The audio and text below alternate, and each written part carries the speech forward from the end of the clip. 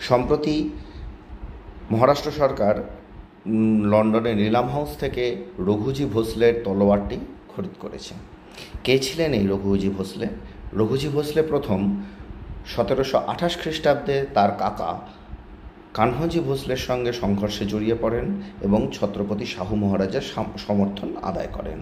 1751 খ্রিস্টাব্দে বাংলা বিহার উড়িষ্যার নবাব আলীবর্দী খাঁর কাছ থেকে উড়িষ্যার শাসনভার দখল করেন এবং উড়িষ্যার শাসনভার দখল করে জগন্নাথ মন্দিরের পুনর্গঠনের কাজে তিনি যথেষ্ট গুরুত্বপূর্ণ ভূমিকা রেখে থাকেন।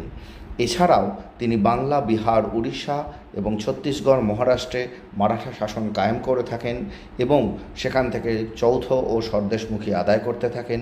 নাগপুরের ভোসলে পরিবারের যে বারবারন্ত, সেটা প্রায় তার আমল থেকেই শুরু হয়েছিল। কাজেই ভারতের বিস্তৃতপ্রায় নেতাদের মধ্যে রঘুজি ভোসলে প্রথম